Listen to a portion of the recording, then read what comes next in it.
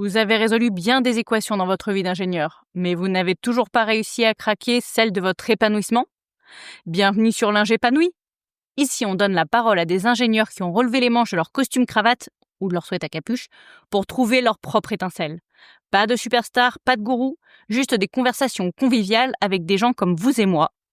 Mon objectif, vous donner des idées pour vous aussi faire pétiller votre vie.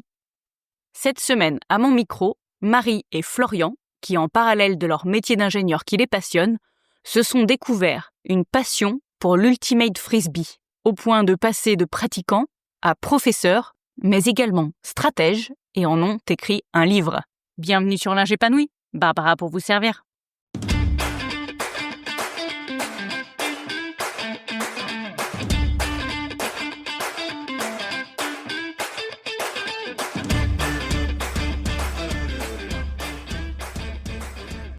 Bonjour Marie, bonjour Florian. Bonjour Barbara. Merci de m'accueillir chez vous. Avec plaisir.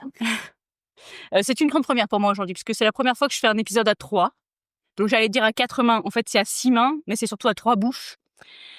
Aujourd'hui, vous êtes tous les deux ingénieurs en fonction, à temps plein, et à côté, vous avez tout plein de passions, mais notamment une qui est l'ultimate.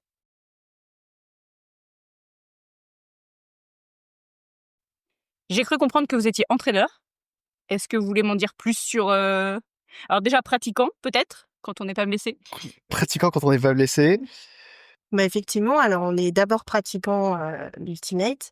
On a démarré en école d'ingénieur. Donc c'est un sport que Florian avait découvert au préalable au collège, puis en classe préparatoire. Et enfin en école d'ingénieur. Moi, je cherchais un sport, je faisais de la gymnastique avant et je cherchais un sport co. Je m'étais blessée, donc je pouvais pas revenir vers ce type de sport désormais. Et Florian était décidé à monter une équipe d'ultimate pour le Challenge Central, qui est une compétition inter-école d'ingénieur.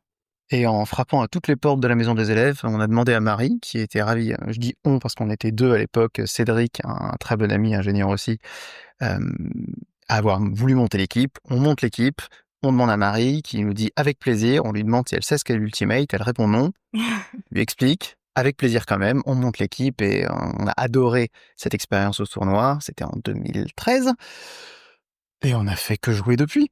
Avec quelques petites pauses évidentes pour raison d'enfants, de travail, etc., ou de blessures potentiellement, mais à y prendre de plus en plus goût et passer progressivement de la partie juste pratiquant et débutant à vide de découverte, progressivement, on va dire, sachant, auteur de livres, etc., etc. On est passé vers le coaching puisqu'on commençait à avoir des idées et des stratégies qu'on souhaitait implémenter dans le jeu. Donc, c'est arrivé assez vite. Dès qu'on a commencé à pratiquer en club, on a souhaité jouer un jeu un petit peu différent du jeu traditionnel. Et on a souhaité également s'inspirer de l'expérience universitaire qu'on avait eue à l'étranger, qui était assez riche et un peu plus libre, et également d'autres sports comme le foot, le hand, le basket. Donc il y a des principes du jeu et des stratégies qui nous paraissaient pas forcément optimales. On pratiquait en division N1, donc mixed ou open, donc la plus haute division française. Et on a commencé, donc Florian surtout a commencé à se renseigner sur d'autres stratégies. Et il s'est rapproché d'un monsieur qui s'appelle Félix Charlot. Un Anglais qui lui aussi était en équipe nationale et qui avait fait sensiblement les mêmes constats que nous à l'époque. Et de ces constats sont nées, on va dire, des stratégies un peu différentes au niveau principalement de la structure, un certain nombre de principes de jeu. Et au fur et à mesure, on a cherché à faire évoluer ces principes pour en retirer, je dirais, la base, les idées sous-jacentes. Et notre idée, nous, de livre, c'est ça, c'est plus de partir de l'absolue base. On nous donne un disque, l'objet de jeu, un frisbee pour les non-initiés, et les consignes, à savoir 7 contre 7, il faut attraper le 10 dans la zone d'en-but. Sur quelle stratégie débouche-t-on? Plutôt que de prendre pour acquis ce qui nous avait été donné, à savoir, on fait telle stratégie, on se met dans telle position, Marie fait un appel devant, au fond, Florian fait exactement l'inverse, et ainsi de suite. Peut-être avant de poursuivre, est-ce que vous pourriez expliquer ce qu'est l'ultimate pour les gens qui ne connaissent pas? Un sport à 7 contre 7, éminemment collectif, parce qu'on n'a pas le droit d'avancer avec le disque. On fait des passes, on essaie de se faire des passes jusqu'à ce que le disque soit attrapé dans la zone d'en-but adverse. C'est un subtil mélange entre... ça ressemble, on va dire, un peu à du rugby sans contact, et sauf que c'est exactement à l'envers, à savoir, on n'a pas le droit de courir avec le ballon, mais on peut faire des passes vers la main. pour marquer un point. Du coup, il faut catcher le disque, attraper le disque dans la zone d'en but qui sont à l'extrémité du terrain. D'accord. La zone d'en but, ça ressemble grosso modo à des buts de foot? Non, c'est le rectangle à l'extrémité du terrain. D'accord. Ouais. Oui, plus du rugby, c'est ça, une ligne D'accord. d'essai, en fait, derrière laquelle il faut passer. Ouais, tout à fait. De touchdown, ça ressemble plus au foot US. Donc, c'est assez basique, en fait, hein, assez simple. Il suffit d'un disque et 14 joueurs, 7 contre 7. En extérieur, donc sur herbe. On a également la possibilité de jouer sur sable. On est 5 contre 5 avec un terrain un peu plus petit. Et puis, on a les divisions indoor aussi, donc en intérieur. Et là, on est 5-5 sur un terrain de hand à peu près. Donc, en plus de vos activités d'ingénieur et donc de prof aujourd'hui d'Ultimate, j'ai cru comprendre que vous aviez 2 petites filles. Exactement. Et est-ce que vous avez d'autres activités chronophages? Oui, ce serait beaucoup trop simple sinon. Chacun va parler des siennes, ça sera... je fais des échecs. Beaucoup plus que de l'Ultimate. D'accord. Depuis que je suis blessé, mais depuis beaucoup plus longtemps.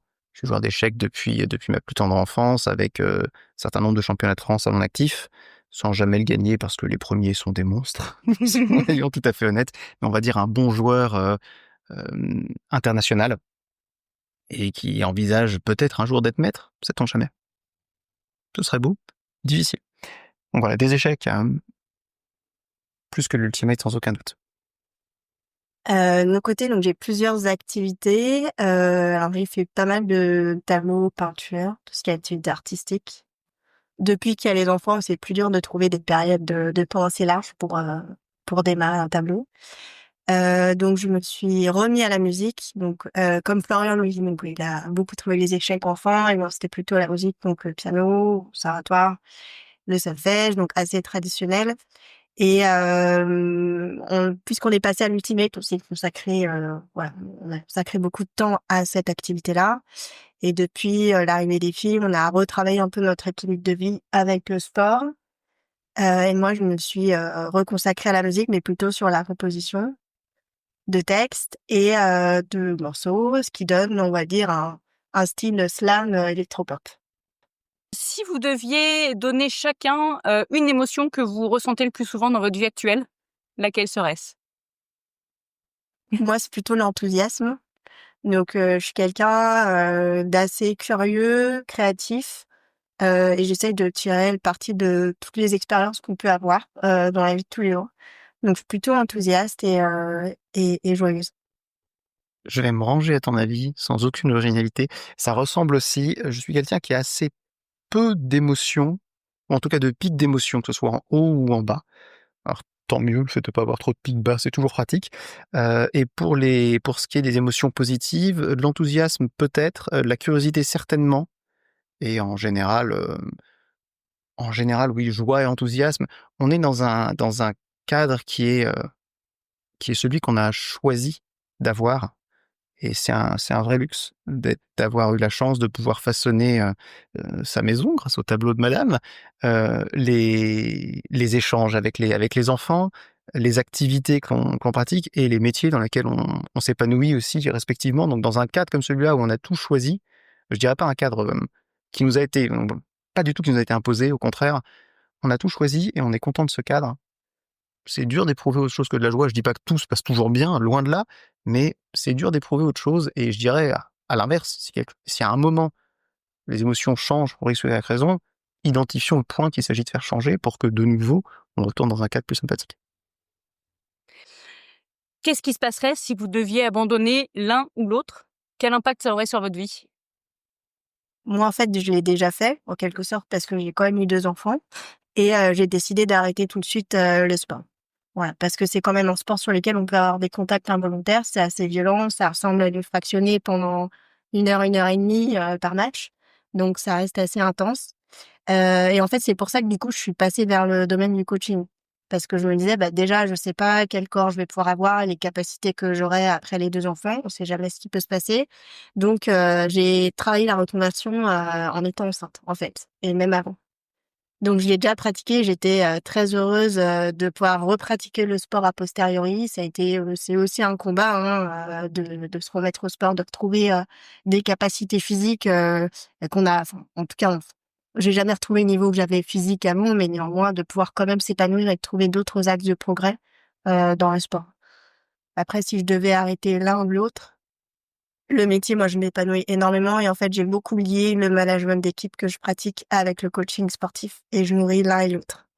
Donc, moi, mon métier, c'est vraiment un domaine dans lequel je m'épanouis énormément et comme je passe 8 à 9 heures par jour avec mes collègues, je préfère que ce soit des moments heureux et dans lesquels je puisse apprendre. Donc, ce serait vraiment compliqué. Très bien. J'en profite pour faire une petite parenthèse. On n'est pas rentré dans le détail de vos métiers. Si je ne me trompe pas, donc toi, tu manages une équipe de R&D sur des solutions de santé oculaire? Oui, je suis ingénieure spécialisée en santé et effectivement, voilà, je développe des technologies de dépôt sur les verres pour les protéger des rayures.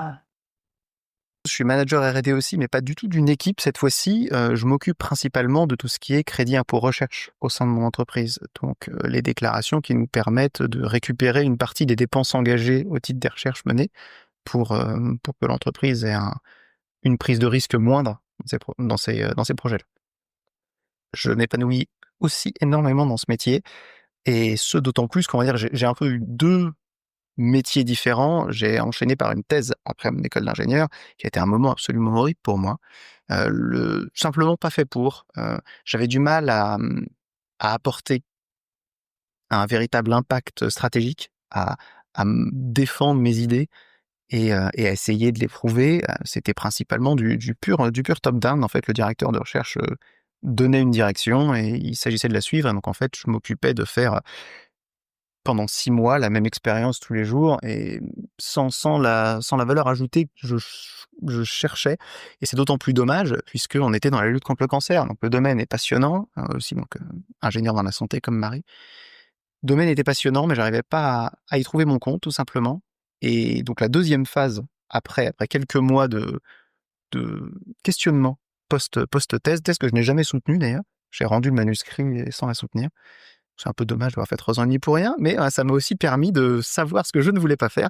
Et je suis tombé dans le financement de l'innovation, donc tout ce qui est crédit impôt recherche, et c'était exactement l'inverse pour moi, à savoir discussion autour de projets que j'avais pas à faire moi-même, et c'est tant mieux parce que j'étais une catastrophe en manipulation, soyons tout à fait honnêtes. Donc je discutais de plein de projets différents et ça me permettait d'apprendre. Marie parlait de la curiosité. C'est une composante clé chez nous, le fait de pouvoir apprendre plein de projets différents, de les voir sans avoir à les faire, jackpot. Donc c'est un métier qui correspond vraiment à ce que je cherche. Si on me demande d'arrêter entre ça et l'Ultimate, il y a quand même une composante clé dans l'Ultimate aussi actuellement, c'est que l'Ultimate n'est pas un sport rémunéré. Quel que soit le niveau, les meilleurs joueurs du monde sont aujourd'hui semi-professionnels. Ils sont au sein d'entreprises qui aménagent leurs emplois du temps et qui rémunèrent une partie de leurs déplacements, par exemple. On reste sur un sport très amateur. Notre idée, c'est Il n'y a pas de sponsor non plus? zéro. Alors, il y a des sponsors pour les clubs, on peut en trouver effectivement. Ça aide au défraiement des déplacements, entre autres. Mais ça rémunère pas Mais ça ni rémunère. les joueurs ni les entraîneurs. Les entraîneurs dans certains clubs Bon, peuvent commencer, mais on reste sur de l'apprenti. On est sur un Ok. sport qui est très loin d'être professionnel, très loin d'être professionnalisable pour l'instant. Pour un tas de raisons, on va pas rentrer dedans cette fois-ci en tout cas. On vous réinvitera. Voilà. Merci. Donc voilà, arrêter l'Ultimate aujourd'hui, sans aucun doute, ce serait plus l'Ultimate que le travail. En revanche, notre version de l'Ultimate aujourd'hui, elle est presque plus pensée que jouée. On pense Ultimate, on réfléchit sur de nouvelles stratégies, on réfléchit sur des évolutions qu'on peut faire sur la façon dont on conçoit le sport, plus que sur notre pratique. Aujourd'hui, notre pratique, elle est limitée à, on va dire, une fois par mois. On essaie de se réserver une échéance, que ce soit un tournoi, un stage que l'on anime, ou un stage qui nous a été commandé. Et on essaie d'en maintenir environ un par mois, mais ça reste très, très épisodique sur le plan de la pratique aujourd'hui. Est-ce que c'est pas le bon moment pour moi pour enchaîner sur donc le livre que vous avez rédigé, si je ne me trompe pas? Tout à fait. Est-ce que du coup vous imaginez faire fortune avec ce livre ou c'était plutôt pour partager vos études et vos connaissances? Plusieurs dizaines d'euros, sans aucun doute. Oh, félicitations. Non, il y a plusieurs milliers de livres, je pense, qui sont lus désormais. Alors, c'est pas, voilà, on n'est pas sur un best-seller, je pense qu'on Quand même, d'accord quand là-dessus. même. Mais néanmoins, on est très fiers et le livre est lu dans plus de 25 pays dans le monde. Donc voilà, on sait qu'il se diffuse tranquillement, lentement mais sûrement. Alors le livre, au départ, on l'a pas écrit pour les autres, on l'a écrit pour nous. Je pense que en tout cas, c'est notre façon de faire et c'est comme ça qu'on a mis le meilleur de nous-mêmes dans ce livre. Le fait de l'écrire à 2, c'est une force, incroyable puisqu'on peut se challenger énormément et on avait vraiment à cœur de mettre, des idées, des concepts et des pratiques qui soient vraiment robustes à nos yeux et cohérentes par rapport à voilà, la philosophie de jeu, en fait, qu'on a développée. Et le livre, alors peut-être pour résumer très rapidement, c'est une philosophie de jeu complète autour de l'Ultimate qui s'inspire de beaucoup d'autres sports. On a été chercher de la voile, des échecs, du piano, alors c'est pas un sport, un art plutôt. Foot, basket, hand, on en a parlé déjà. Et puis on réfléchit à d'autres apports également. C'est un livre qui évolue beaucoup. Donc la première D'accord, vous faites version, des versions. Ok. ouais, elle est la version, on va dire, on en a sorti 2 en 2020 à 6 mois d'intervalle. Et puis depuis ce moment-là, la version 2 évolue tranquillement au fur et à mesure en fonction des recherches qu'on fait en parallèle. Aujourd'hui, vous êtes auto-édité, c'est ça? Ouais, exactement. Donc les impressions à la commande. Et oui, c'est un peu Ce ça. qui est plus pratique du coup pour avoir des versions qui se mettent à jour au C'est fil de l'eau, ça. en fait. Voilà, exactement. Donc on a une version en ligne également sur D'accord. Google Book, d'où en anglais. Donc on traduit systématiquement les ajouts en anglais à chaque fois. Et puis on a la version française qui est disponible pour l'auto-édition.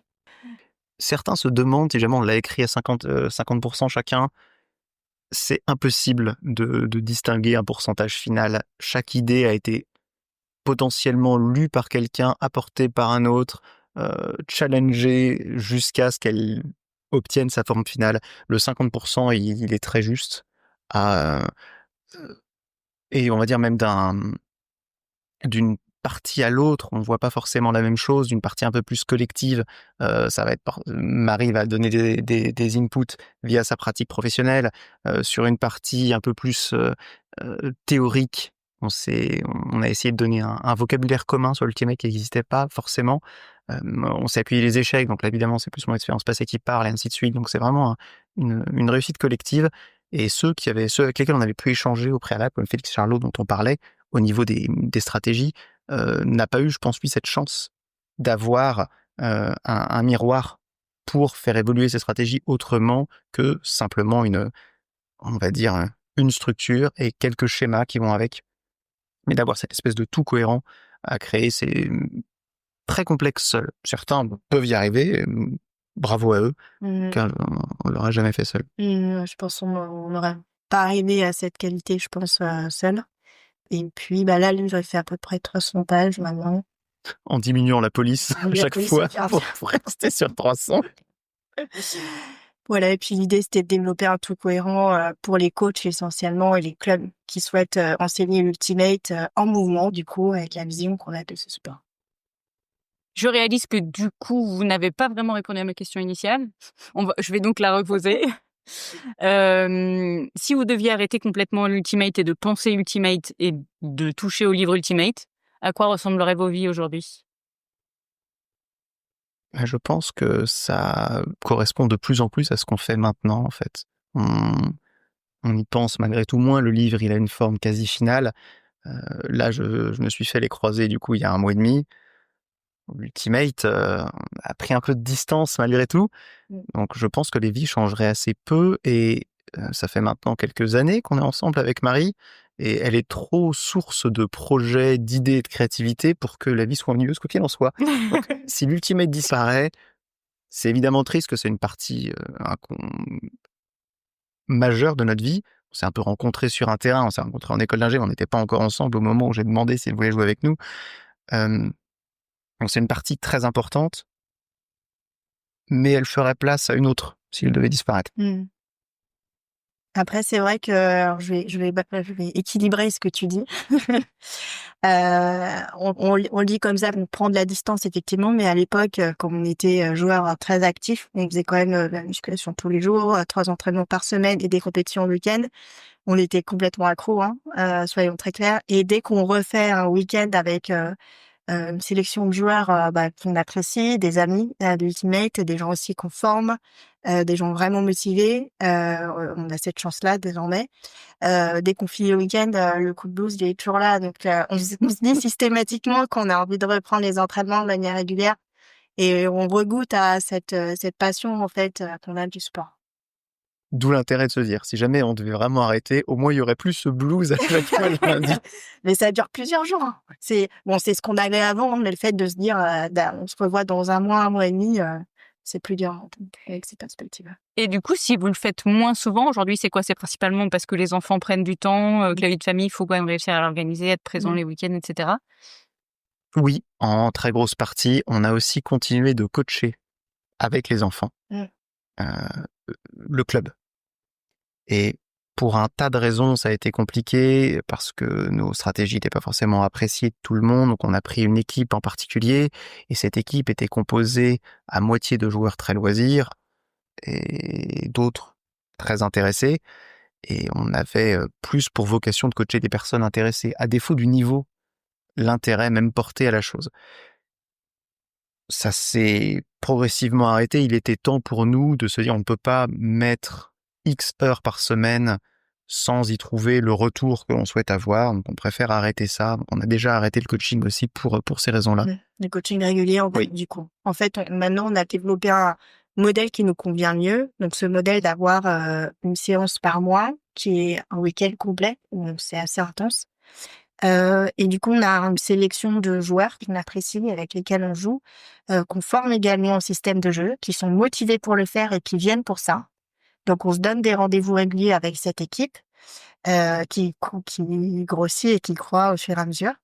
Et c'est un modèle complètement différent parce qu'on choisit le lieu, on choisit avec qui on veut jouer et on applique nos stratégies. Donc, c'est aussi très chouette. C'est une forme de liberté, en fait, encore. Ouais. Pour rejoindre un peu ce que tu disais tout à l'heure, c'est vous qui avez choisi, vous avez construit ça pour que ça vous convienne. Oui, c'est ça. C'est un peu l'académie du mouvement, on l'appelle comme ça. Et ouais, c'est très appréciable de fonctionner de cette manière-là.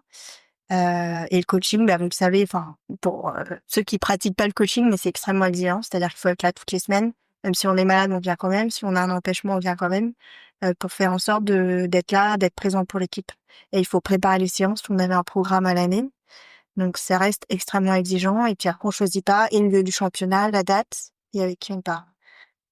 Mais effectivement, ça fait lien par rapport à ce qu'on disait tout à l'heure, à savoir si le cadre ne nous convient plus, on le change. On a fait du coaching pendant des années de façon régulière. Aujourd'hui, disons que la régularité a un peu changé, le mode de coaching a changé, mais on a juste remodelé le cadre pour qu'il nous convienne, tout simplement. Et est-ce que je peux me permettre de vous demander aujourd'hui si vous gagnez de l'argent avec cette activité de coaching ou pas?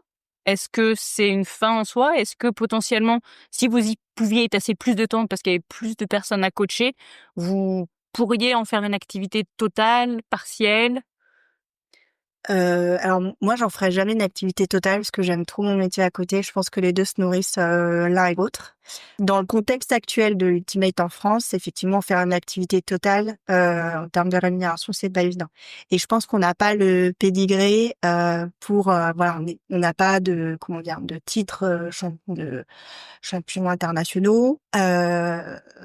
Voilà, on n'est pas loin des championnats de France, hein. On a les titres, Les équipes de sur le France. podium, voilà. On n'est pas passé non plus par l'équipe de France, même si on a fait les sélections un certain nombre de fois.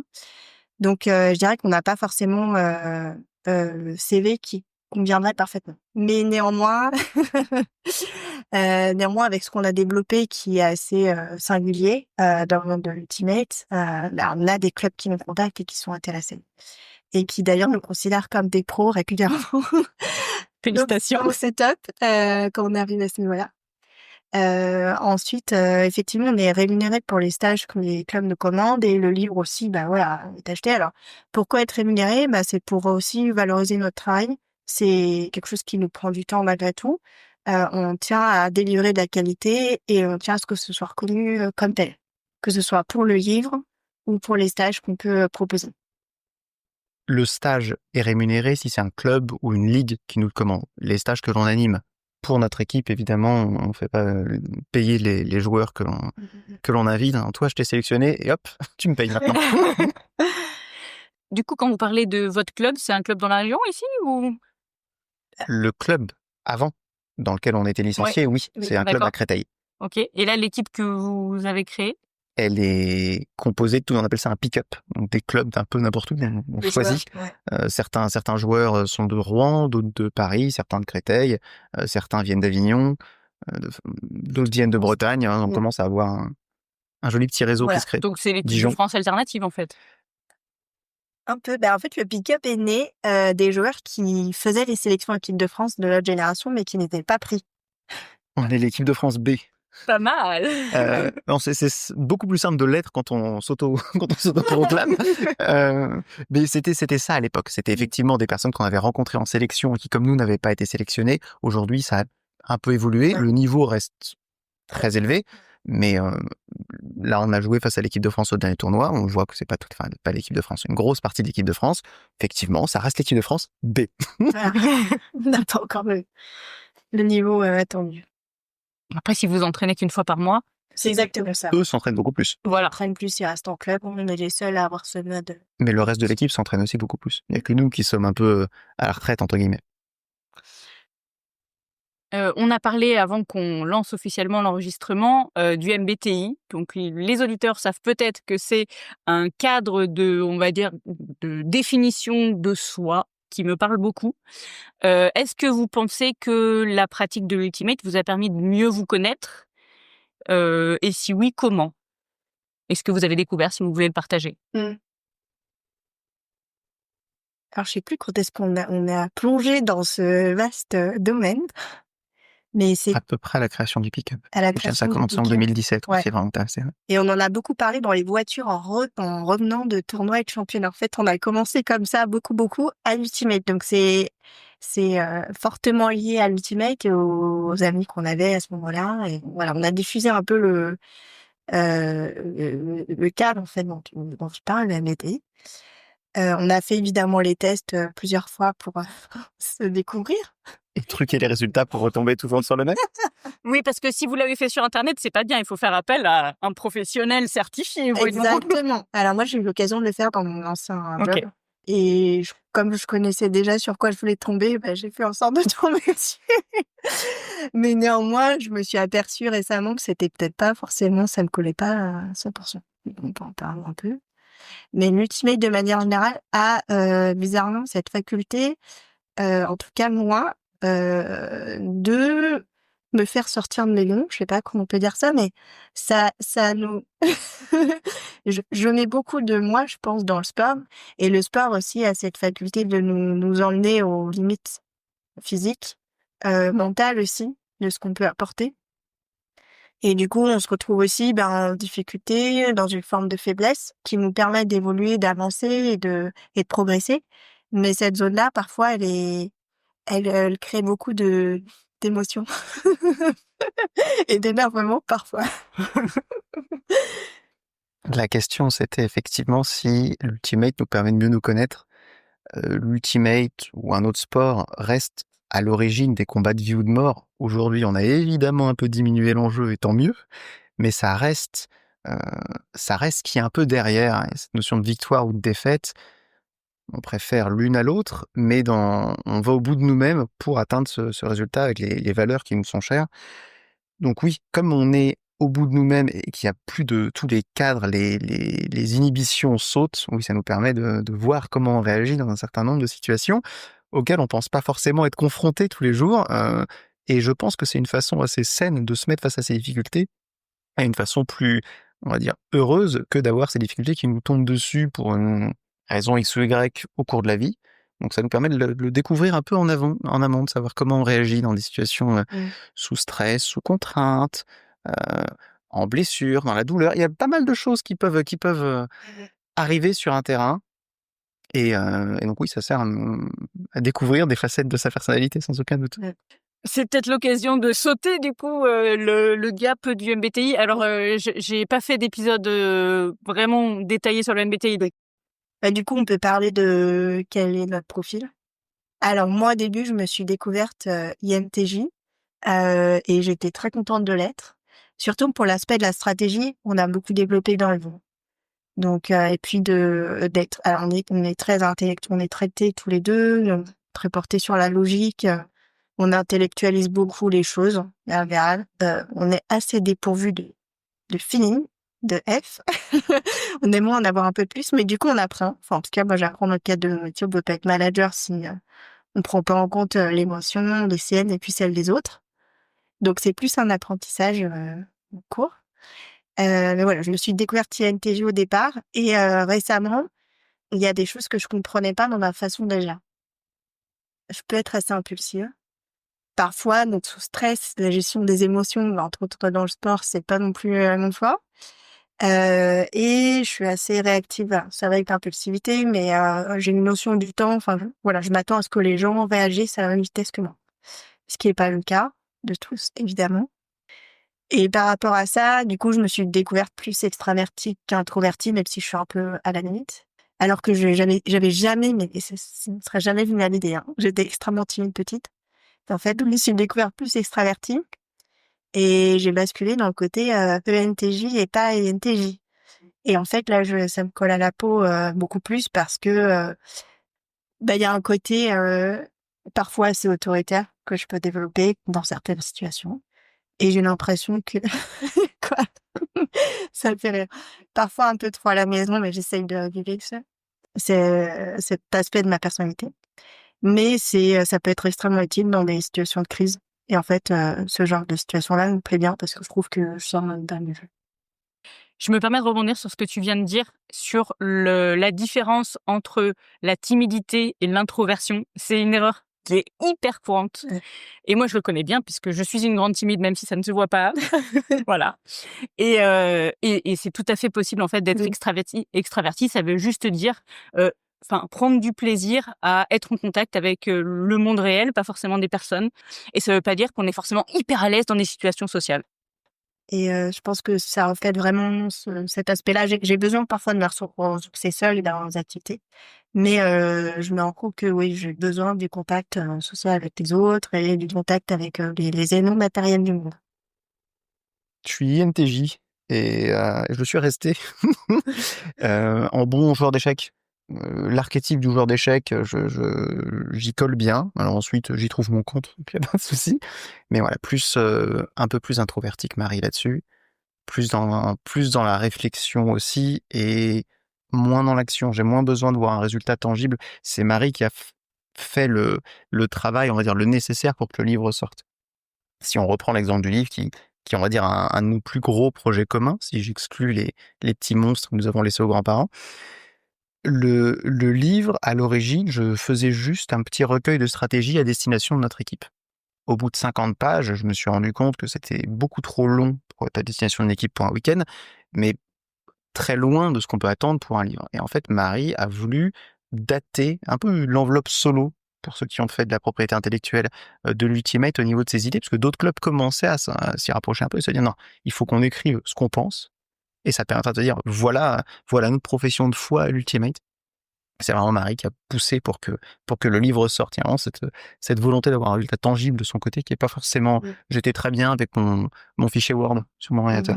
Voilà. Il y a puis une forme de mise en action qui est plus prononcée chez vous.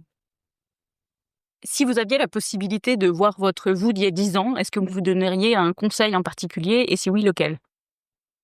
En 2015, c'est le moment où j'ai commencé ma thèse. Le conseil, il est très facile à donner. Le seul avantage que j'ai eu en thèse, c'est que j'avais du temps. Donc j'ai pu le consacrer à l'Ultimate.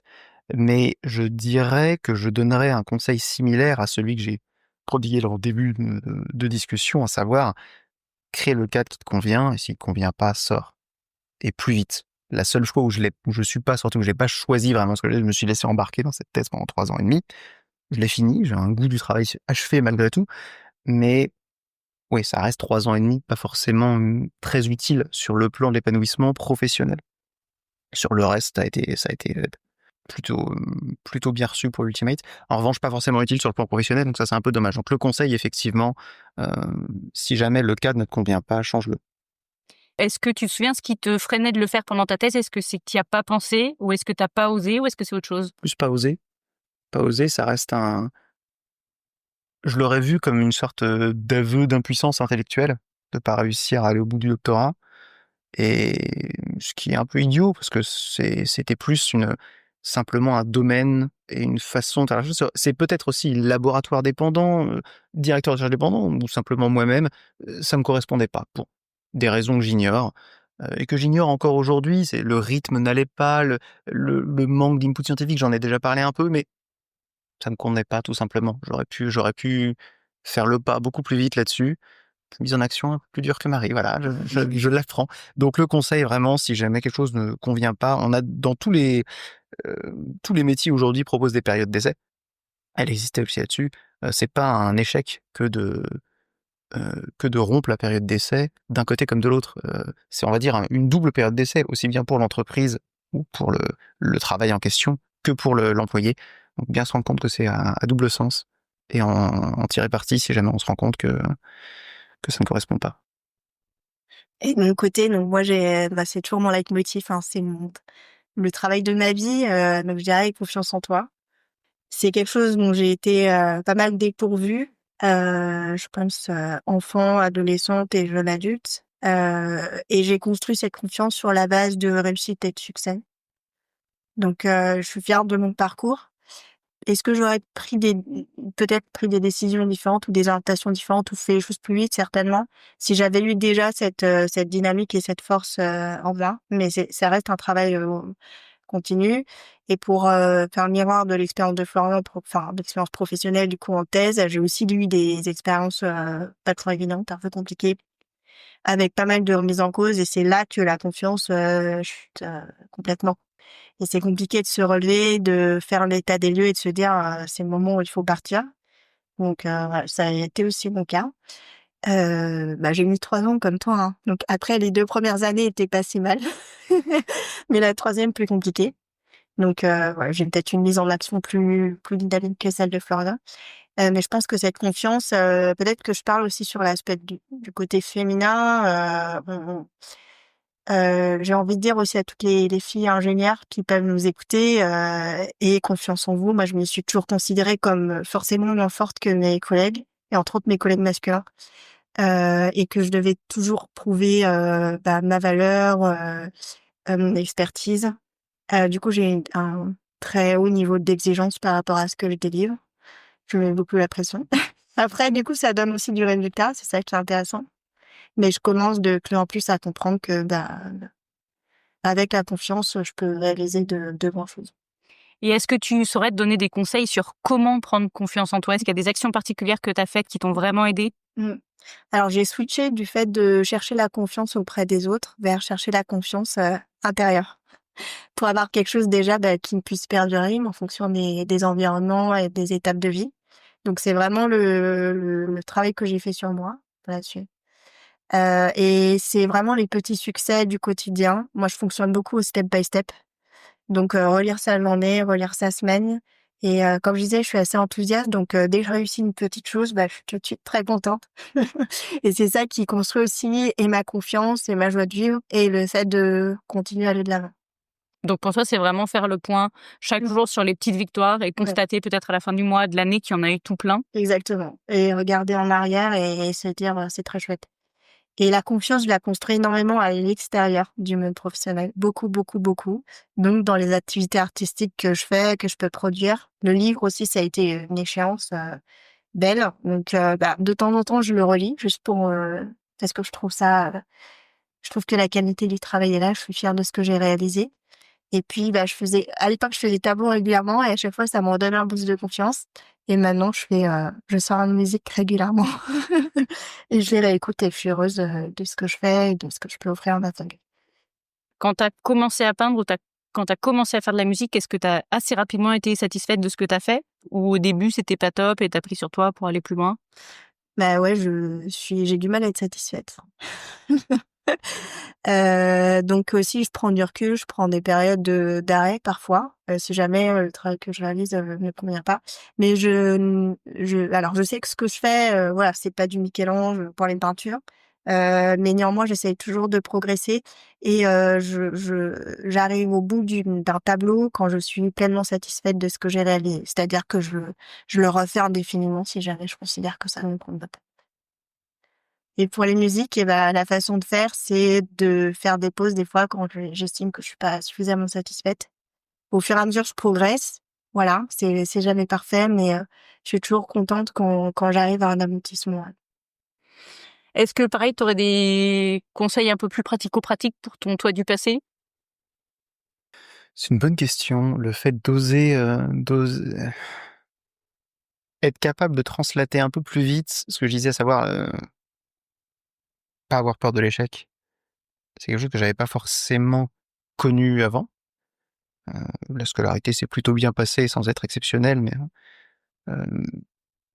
c'est vraiment j'ai peur d'échouer là où je me suis fixé un objectif, et c'est d'autant plus idiot que l'échec, je l'avais connu dans le sport, on n'est jamais le meilleur, il y a toujours quelqu'un de meilleur que soi et quel que soit le travail qu'on y met d'ailleurs, on désacraliser un peu les attentes vis-à-vis du talent, je pense.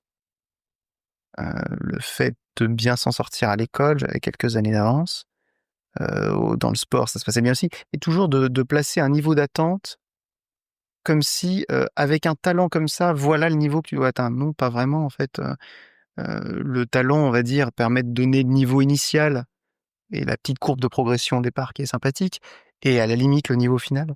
Mais ça fait pas tout, ce qui va différencier, c'est le travail à 99. Donc si tu as peur de l'échec, bah, travaille plus tout simplement et c'est à peu près tout. Ça nous a servi en prépa, tous ceux qui sont passés par là peuvent témoigner de la quantité de travail qu'il faut fournir pour s'en sortir. Et bien, à défaut de se remettre dans l'ambiance de la prépa, qui était, on va dire, différente pour tout le monde, j'ai adoré ce qui s'est passé, mais être capable de se dire, si jamais on veut absolument que la situation change, du travail brut pour que la situation change. Et puis c'est tout. Si jamais on rate, on passe à autre chose. Et c'est pas grave. L'échec, on s'en relève toujours. Donc il n'y a pas de raison de le craindre dans le domaine professionnel non plus. Et je rebondis rapidement, mais on a un passage là-dessus dans le livre aussi, qui dit que, alors c'est inspiré de d'autres penseurs, ça vient pas de nous directement, mais de dire que la courbe de progression, elle va dépendre du taux de correction à la seconde. Et le taux de correction implique forcément de pas être parfait à ce moment-là. Donc ça veut dire être en limite proximale de développement, ça veut dire se mettre en difficulté, et du coup ça veut dire faire des erreurs. Mais en fait, c'est un des moyens pour progresser plus vite.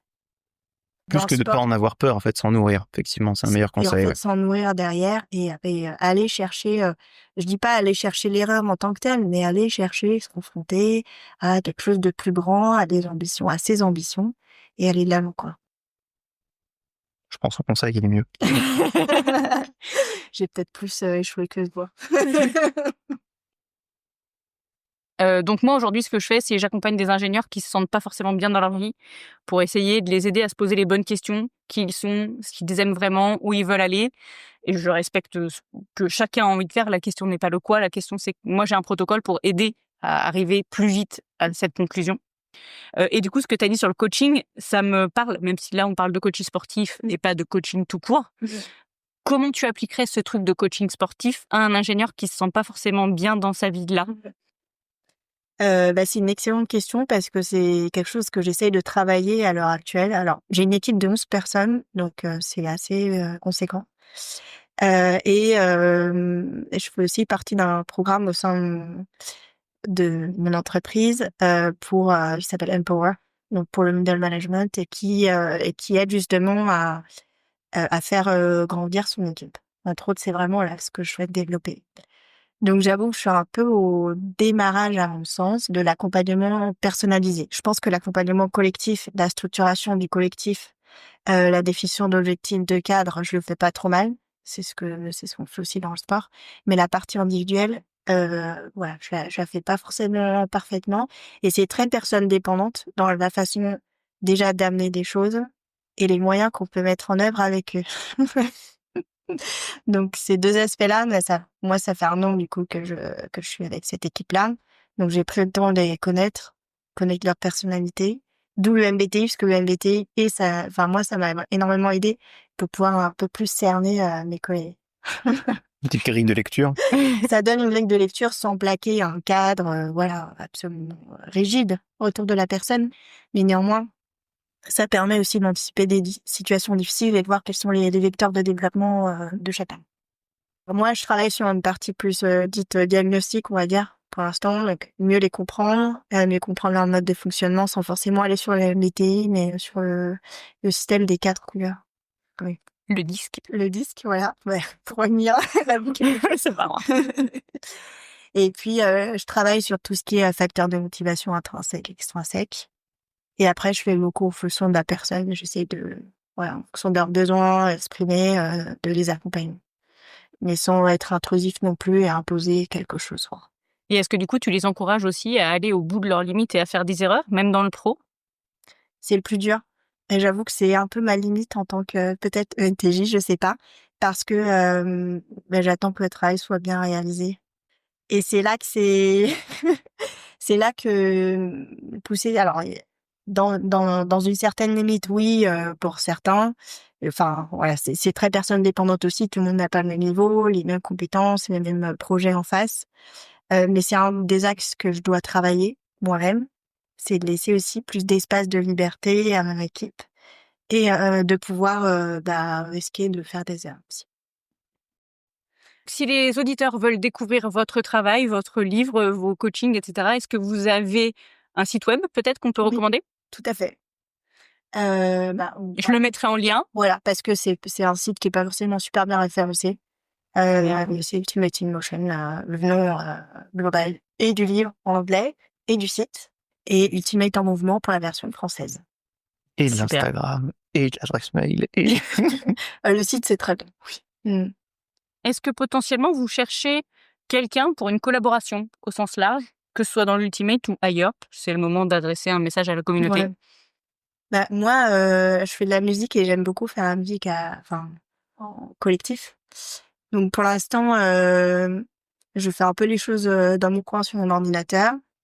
Mais effectivement, je suis preneuse de progresser, de faire une collaboration éventuellement avec, quelqu'un du milieu, peut-être quelqu'un qui saurait un peu plus arranger, les morceaux, domaine un peu de l'électro, ça peut être intéressant. C'est aussi l'occasion, vous me donnerez les liens Ouais, pour si ouais. tu as, je sais pas, une Oui, plateforme où on écoute ta musique. oui. Et toi, Florian, est-ce qu'il y a des choses que tu veux promouvoir ou des personnes que tu recherches? c'est une bonne question. Pas directement, en tout cas. Il y a un penseur qu'on aime beaucoup. En tout cas, ses livres nous ont beaucoup impacté, et donc ce serait pas idiot forcément. Ce serait plutôt une bonne chose de le contacter. Il s'appelle Nassim Nicolas Taleb. J'apprécie beaucoup ses idées, donc le contacter directement, pourquoi pas. Ouais, faire un café sur Paris, si Alors, tu nous entends. ouais, je ne sais pas s'il nous écoute, mais en tout cas, si c'est le cas, Voilà. enchanté, c'est un plaisir. Et si quelqu'un dans l'audience le connaît ou a la possibilité de le contacter, surtout n'hésitez pas à nous mettre en lien. C'est un de nos objectifs de vie de prendre un café avec lui, hein. Exactement. Et voilà, je pense que c'est la personne que j'ai en tête sur ce style-là. Mais sinon, ce sont des démarches qu'on a déjà faites, cette façon d'essayer de contacter des personnes dont le travail nous inspirait. Mmh.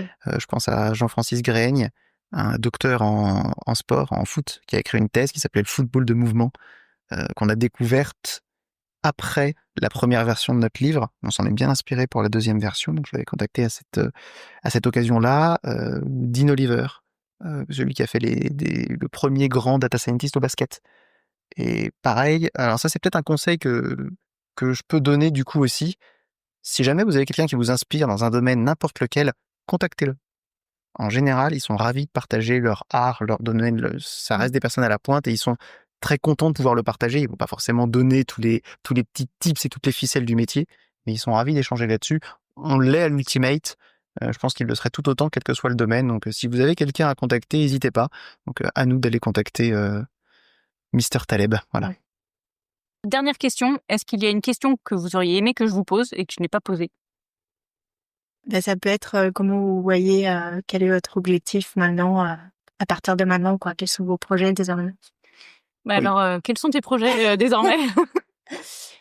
Alors dans le domaine professionnel, on va essayer de monter notre entreprise. Alors je dis essayer, on va le faire, hein, parce que j'aime pas trop le mot essayer. C'est assez ENTJ ça comme phrase, hein? Oui, mais en fait, je me cachais toujours vers cette façon de parler. Je vais essayer en fait, non, hein, quand on veut y aller, on y va, quoi. Voilà, faut se faire confiance. Donc, on y va.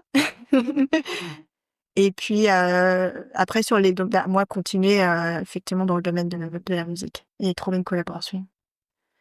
Juste pour comprendre, cette fameuse entreprise, Ouais. c'est sur quel domaine? Est-ce que vous voulez déjà en parler ou pour l'instant c'est encore à l'état de projet? On peut tout à fait en parler, ça reste un projet, mais l'idée à terme, c'est d'essayer de monter cette structure à deux, pas pour vocation de créer une multinationale, si tant est qu'on y arrive, mais simplement pouvoir être profiter pleinement de ce qu'on est capable d'apporter. Marie, au niveau de la R&D et de sa gestion, de l'idéation, de la recherche de brevets, etc. Et de mon côté, sa valorisation. Donc, c'est de faire une sorte d'accompagnement, pas 360, mais d'accompagnement à ce niveau-là pour les entreprises. Ouais. On peut donner des exemples un peu plus concrets. Donc, il y a le financement de l'innovation sur lequel il y a un processus existant et on aimerait proposer cette offre-là. Et en parallèle, sur le domaine de l'innovation et de la créativité, moi, c'est quelque chose qui me drive beaucoup. J'ai lu pas mal de livres sur le sujet. J'en ai 2-3 livres à conseiller aussi si besoin. N'hésite pas. Donc, entre autres, alors, je peux pas dire le nom de l'auteur parce que c'est impossible à dire, mais The Flow of Creativity. Donc, c'est un livre assez exceptionnel. Je pense que c'est ma bible sur le domaine. Et il recense, en fait, c'est un psychologue qui a interviewé un certain nombre de personnes qui sont reconnues dans le domaine mondial pour leur créativité et leurs projets innovants. Et il a fait un peu la synthèse de ces personnalités, du cadre, de l'environnement dans lequel ils ont évolué. Donc, c'est extrêmement passionnant et moi, j'essaie d'appliquer ces éléments-là dans mon métier. Et entre autres, quelque chose que je développe à l'heure actuelle dans mon entreprise, c'est une forme de gamification d'innovation.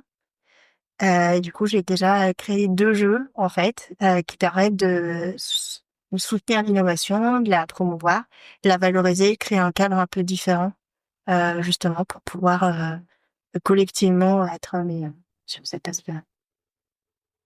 Cette fameuse entreprise, ce serait en plus de votre job actuel ? On va voir comment ça évolue, mais on veut aussi laisser l'opportunité de développer cette activité-là, d'avoir une forme d'indépendance aussi au bout d'un moment. Moi, j'adore le monde de l'entreprise, donc je pense que voilà, je resterai dans ce domaine-là, mais avoir éventuellement en parallèle quelque chose qui se développe. À défaut, créer la structure. Florian, est-ce qu'il y a une question que tu aurais aimé que je te pose ? Eh ben, en fait, je pensais au pendant de la question de Marie, à savoir maintenant quels sont les projets, mais on a parlé de la question, si tu devais donner un conseil à toi-même il y a 10 ans, je me pose la question si tu devais parler à ton toi-même dans 10 ans. Bonne question. Et en fait, moi, la seule chose que j'aurais envie de lui dire, et ça fait évidemment le parallèle avec ce dont on a parlé avant, c'est j'espère que tu as osé. Que ce soit créer cette entreprise et sûrement d'autres occasions qu'il y aura à saisir d'ici là, mais j'espère que tu as osé. Elle est là pour me faire oser, de toute façon. Marie est là pour ça. Mais je vois que vous avez un fonctionnement complémentaire et auto-nourricier, c'est génial de voir ça. Donc, Alors, il nous manque quand même 2-3 choses. On parlait de l'aspect de la gestion, enfin de la compréhension des sentiments et des autres. Voilà, ça nous manque cruellement, mais on a nos enfants pour nous aider dans ce domaine. Le silence complète bien, ouais. Écoutez, je vous propose qu'on s'arrête là si ça vous convient. Merci énormément pour ces discussions, c'était passionnant. Et j'espère que nos auditeurs auront trouvé des trucs intéressants pour les nourrir. C'est tout ce qu'on leur souhaite. Merci Barbara. Merci à vous et à bientôt. Merci d'avoir écouté cet épisode jusqu'au bout. Ça me fait vraiment plaisir de partager ces moments avec vous. Je suis Barbara, ingénieure depuis 15 ans et hôte de ce podcast, L'Ingépanoui. Mon rêve un peu fou, que tout le monde sur cette planète soit sincèrement épanoui. Alors je commence par là où je peux aider, les ingénieurs. Parce que oui, on mérite nous aussi de remettre du pétillant dans notre vie, de sortir du train-train et de se rappeler que la vie est belle et pleine de possibilités. Si en m'écoutant aujourd'hui, tu t'es dit « Tiens, ça me parle, moi aussi j'aimerais bien retrouver mon étincelle », eh bien bonne nouvelle, je propose aussi des accompagnements courts et efficaces dans la joie et la bonne humeur pour t'aider à trouver ta direction, celle qui te correspond vraiment, sur la base de ta personnalité, tes compétences et tes envies profondes. Du concret autant que de l'inspirant. Tu sauras ensuite où aller et comment t'orienter sans crainte de te planter. Toutes les infos en description. Allez, je vous laisse reprendre votre journée remplie d'énergie à distribuer autour de vous. À très bientôt pour un nouvel épisode de L'Ingépanoui.